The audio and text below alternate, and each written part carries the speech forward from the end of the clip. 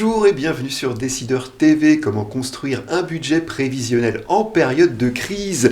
Un sujet particulièrement sensible aujourd'hui pour les entreprises. Nous en parlons avec notre invité Jean-Baptiste Paliès, qui est associé du réseau d'expertise comptable et d'audit Absolus. Jean-Baptiste Paliès, bonjour. Bonjour. Alors tout d'abord et tout simplement, qu'est-ce qu'un budget prévisionnel et quelle est l'utilité de ce document pour une entreprise ? Alors écoutez, de mon point de vue, un budget prévisionnel, c'est la formalisation chiffrée de l'activité future d'une entité économique.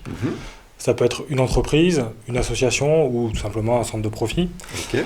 Selon moi, l'horizon du prévisionnel peut être de 12, 3 ou 5 ans. C'est difficile d'aller au-delà.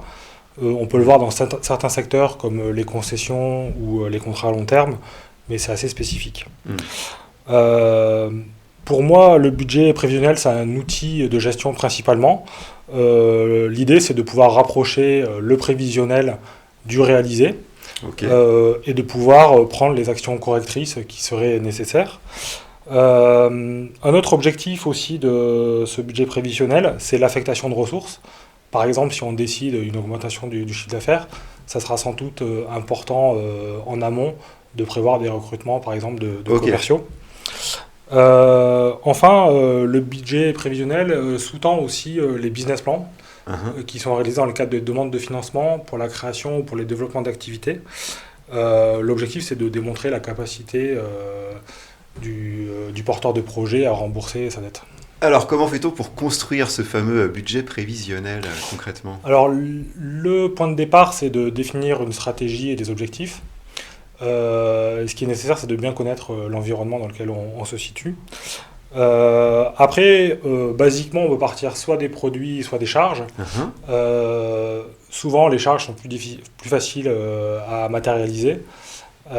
C'est plus prévisible. Exactement, et en général, elles se réalisent.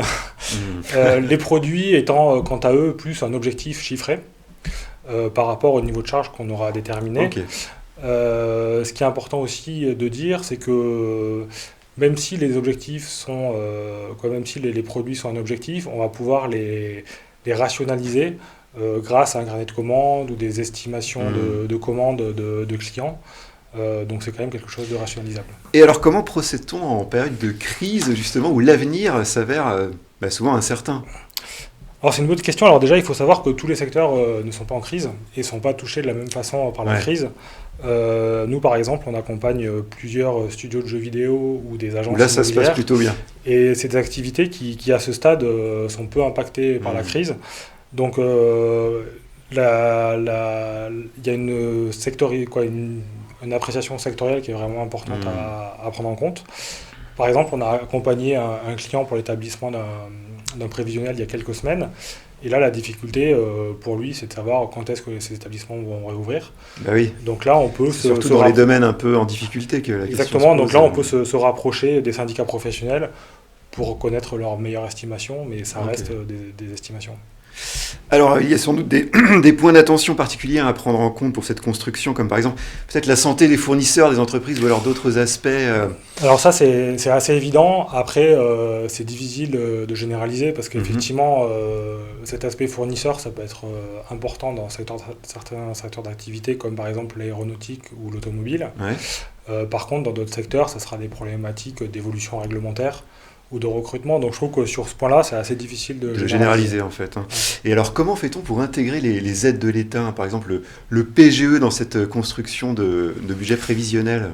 Alors effectivement, c'est tout à fait possible d'intégrer ces aides de l'État aujourd'hui. Après, notre grosse difficulté en tant que conseil, c'est que ces aides varie pas mal dans le temps. C'est assez faible en lisibilité. Exactement. Donc à la fois, aujourd'hui, c'est difficile d'avoir la visibilité sur les aides et savoir quel niveau et jusqu'à quel horizon on va pouvoir bénéficier de ces aides.